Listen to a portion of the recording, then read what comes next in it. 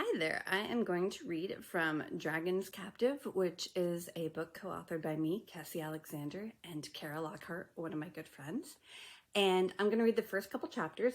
This book is about Sammy's love life. If you remember Sammy from the Prince of the Otherworld series, she's Andy's roommate and best friend. And this story talks about what happens when she finds a dragon shifter of her own. Chapter 1. So, Damien doesn't know any eligible guys, like at all? Sammy was sitting across from her best friend and old roommate, Andy, at Jones & Shaw Coffee. They were hanging out before their separate evening plans. Sammy, hostessing at a high-end restaurant downtown, and Andy going in early to the hospital to work into a night shift.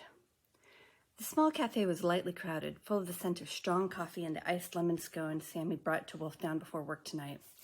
Other people's conversations wrapped around them as spinning spoons clanked against glasses and the espresso machine hissed. One woman laughed loudly in a corner as she flirted too hard on a first date. Sammy recognized both the woman's tone and her date's slight expression of horror. First dates always suck, Sammy thought. Sammy, Andy said flatly, giving her a maternal head shake, calling her attention back to the table. No, you do not want this kind of hassle, trust me. Her best friend waved a hand over herself. Andy was dressed in purple scrubs and wearing Dansko shoes with a cute checkered print on them, and the blue streak in her black hair was barely visible in her I'm going to work bun. Tearing off a bite of her scone to push into her mouth, Sammy had absolutely no idea what Andy was even talking about. The hassle of someone giving me a 3-carat diamond ring? Sammy licked icing off her finger and then mimed difficultly raising her coffee with her left hand, even though Andy wasn't wearing jewelry right now. Oh yeah, I can see how that must be a really heavy arm workout, Sammy teased. Andy laughed. It's a ring that I can't wear to work because, while gorgeous, it's ridiculous. But no, really, Sammy, you know what I mean. And Andy gave her that look that was all, we've talked about this before. You know I'm engaged to a dragon shifter, right? Which meant it was Sammy's turn to give her a meaningful, but why can't I ever see him as a dragon, stink-eye back, until both of them grinned. Honestly, Sammy, Andy said, getting real, looking around the room they were in and leaning forward. There are at least 3 security cameras in this coffee shop ever since that attempted robbery, and I guarantee you that right now all of them are pointed at me. Sammy pushed a wave of red hair out of her face as she glanced up to see the little plastic bulbs set in the coffee shop's ceiling, which were new. Andy was right. Why? Because I don't want to have a bodyguard. This is our compromise. Sammy pretended to think. So you're kind of like Beyonce, is what you're saying? Andy laughed again. No, although I do sing better than you do. She stuck her tongue out at Sammy. Damien's people have better things to do than to watch over me personally, but there's a trade-off. If I get to pretend to have a normal life, then someone's going to be low-level watching over me all the time. Or listening in, she said, tapping at her phone on the table between them. So don't say anything lewd. Who? Me? I would effing never. Sammy put an affronted hand to her chest, laughing as Andy laughed too before taking a sober inhale. It's just hard to believe that your life's changed so much, Andy. Don't get me wrong, I do believe you. Sammy knew the long-term consequences of not being believed. She had known her best friend for too many years, and they'd gone through too much stuff together for her not to. If Andy said her man was a dragon, well then, he really was. Somehow. It's just different is all, she said with a half shrug. I mean, who would have guessed a few months ago that Andy No would become a dragon's most valuable possession? Yeah, Andy said, giving Sammy one of those dreamy, hopelessly in love smiles that she'd been prone to ever since she and Damien had become serious. The kind that made Sammy really happy for Andy, but a little sad for herself. Sammy knew it wasn't fair, but she was also only human, so she tried not to beat herself up about it. She shoved another tart bite of scone into her mouth. Although he doesn't treat me like a possession, Andy went on, in her man's defense. He's not an ass. Well, actually he is. Just not to me. Sammy laughed and then picked up Andy's phone to talk into it like it was a microphone. Did you hear that? Damien's not, I repeat, not an a-hole, she said loudly before setting it back down and grinning at her friend. There, you're covered. Andy snickered and pocketed her phone. All right, girlie, so enough about my relationship. Why are you asking about eligible men? What happened to the smart guy, Mr. working on his PhD? Yeah, Sammy began slowly, sinking towards the table to massage her temples with the first two fingers of each hand, bringing her closer to the comforting scent of her coffee. Remember the research project he was working on so hard? I guess you could say it was a group project. No, Andy gasped, already knowing which way the story was going to go. Don't tell me that, by which I mean do tell me so I can go and murder him. I bet your phone caught that too, Sammy said with a head shake, although she and Andy had probably watched enough true crime shows together on TV in their time as roommates to get away with actual murders if they put their mind to it. How did you find out? Andy pressed. I drove over to pick him up from campus, and because I miraculously found good parking, I decided to surprise him and caught him boning some other grad student on his desk. Ugh, Andy said, furious on her behalf. I mean, you're so much better off without him, obviously, but the gall. Down, girl, I know. Andy's eyes narrowed and she frowned. Sammy, why didn't you tell me? Sammy looked across the table at her best friend and couldn't really say what she was thinking. Because you look so happy. You make things look so easy. Why can't they be easy for me? Andy reached across the table to squeeze her hand, reading a little bit of Anna anyhow, and Sammy squeezed her hand back. It just happened 2 days ago, Sammy said, blowing things off. And I knew I was seeing you today. And now that you're not living with me, it's a lot harder for me to keep track of whether you're sleeping or not. Plus, I'm not wrecked or anything. More just disgusted with the gender. Andy let go of her hand but kept staring at her, and Sammy knew she was being nursified.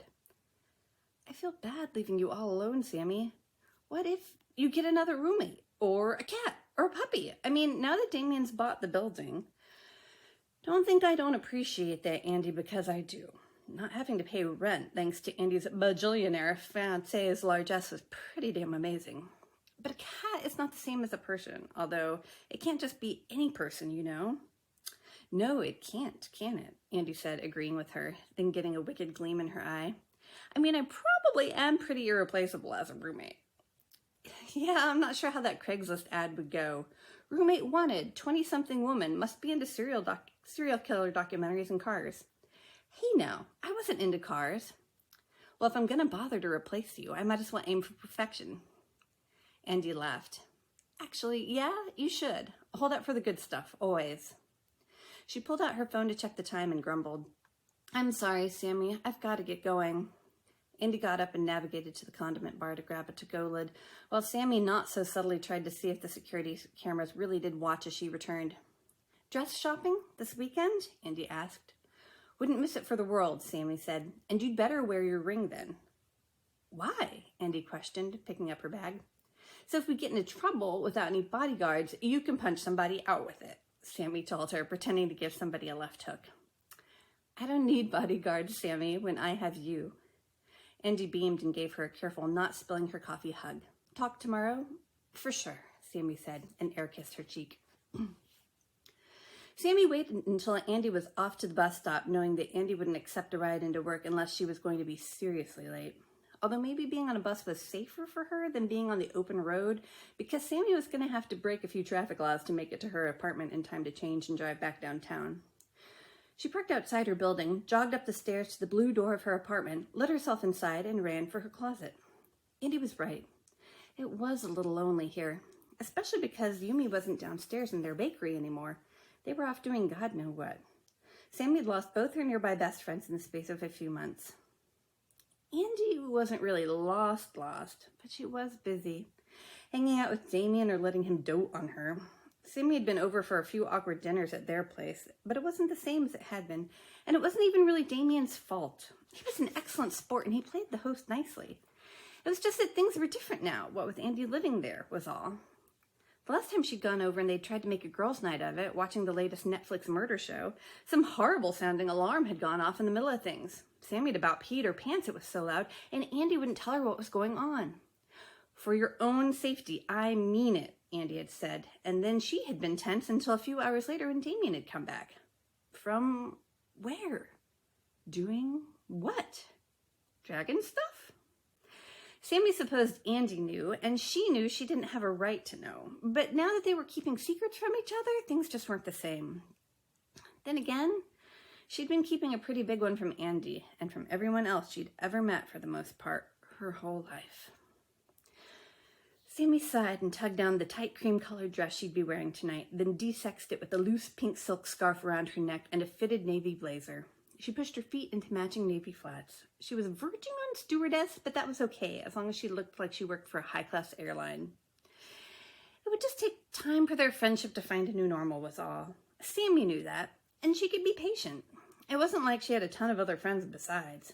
Acquaintances, maybe, and a string of disappointing men for sure. But none of them were as solid as Andy, and Sammy just had to believe that if she waited out this phase in Andy's life, even if she wasn't sure of what it was or how long it would last, that they'd be strong again, in a new way, eventually, right? She looked at herself in her bathroom mirror, pulling her long curly red hair into a loose bun, swiped some lipstick on, poofed herself with blush, and used the same blush for her eyeshadow, grabbed her purse, and ran for the door. She swung it open to find a small box on her stoop, clearly labeled for their address, but not to anyone in particular. Seeing as she hadn't ordered anything lately, it had to be for Andy. She swiped her phone open and found Andy's contact in it as Lefty, because once a time when they'd still lived together, pre-Damien, Andy had expressed a desire to date Vin Diesel, and Lefty from the Fast and the Furious movies was as close as she could get. Plus, it was kind of funny since Andy didn't know how to drive. "There's a mysterious box here for you," she texted using voice-to-text as she brought it inside. "Don't worry, it's too small to be a body part." Andy texted back an eye-roll emoji faster than Sammy would have thought. She must have still been on the bus. "Dee warned me that this might happen, that people would send us stuff just because to try and get into his good graces." Sammy snorted softly. "Well, it's not a toaster or a shoe rack, so I know they didn't get it off your registry." "Oh, wait, you don't have a registry," she said. Sammy had maintained that people would still want to buy them gifts, whereas Andy said that was silly because they already had everything.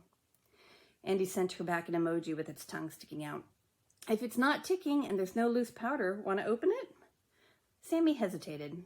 Yes, she might be late, but what the hell would somebody try and send someone like Damien Blackwood's fiancé to get on his good side? As Andy's old roommate, she already knew that Andy's most useful possessions were an infinite number of pens and Sharpies. There must have been some nurse version of the sock-eating dragger monster that lived in the hospital basement, subsisting entirely on black ink. Or maybe it was a small box of Vietnamese instant coffee packets. She set it down on her kitchen counter and opened the packaging. Inside the shipping box was another box, fancy and old, made of very structurally sound black cardboard that was embossed with tiny ripples, and inside of that she found a dark purple velvet jewelry box. Sammy knew she probably should have slowed her roll, but she also felt the need to confirm that it wasn't really any body part at this point, and her get-to-work-on-time clock was ticking. She flipped the lid, and inside, cradled in more purple velvet, was a lovely teardrop-shaped red cachabon, the size of her thumb, strung on a delicate gold chain. She pulled it out of the box so it could swing freely. It looked old and old-timey, because girls her age hardly ever wore jewelry like this. Then again, could someone her age afford something like this? She honestly didn't think so. She snapped a photo and sent it to Andy. "Oh, God, gorgeous, but so not me," Andy texted back. "Who is it from?" Sammy investigated the rest of the box thoroughly. "No clue, no card." "Well, ask around, I guess, although I don't think anyone in my contacts list sent that." "Mine either." They both knew their friend group was more of the gift card or booze set. "Your brother?" Sammy guessed, although she felt extremely doubtful. The only jewelry Andy's brother had ever gotten Sammy when they dated was a little peridot solitaire ring for her birthday. She still wore it sometimes at work on her left ring finger to detour creepers. "No way," Andy agreed, and then went on. "Hey, so don't hate me, but I think I'm going to have to pass on dress shopping." Sammy stared at her phone, mysterious jewelry and upcoming job forgotten. "If you picked a dress out without me, I will not be your best friend anymore, so help me God," she typed, followed quickly by joking, "not joking." "It's not that," Andy protested. "We're taking a last-minute trip to Italy." "But what about your job?" Sammy asked, knowing full well that Andy only worked because she wanted to. "We just bought my hospital a new wing. They'll manage without me for a month just fine. And I've been thinking of going part-time anyways." Sammy huffed at her phone. That was the first she'd heard of it. But maybe just like she hadn't run straight to Andy to tell her about Mr. PH Dickhead, maybe Andy was pulling back a little too. We'll dress shop the day I get back, I promise, okay? Andy sent her. Sure. Love you, Sammy sent with an emoji smooch. Sammy put her phone in her blazer's pocket and stared at the necklace for a little bit longer. If no one knew who it was from, and Andy didn't like it, and if they'd shared clothes all the time back when Andy used to live with her, Sammy's hands rose and she clasped the necklace around her neck quickly. The flat back of the cold stone warmed up quickly against her skin as she hid the gemstone with her scarf, and voila, no one would be the wiser. That's the first chapter of Dragon's Captive. We're gonna edit this. That's the first chapter. I did so good there for like 10 pages.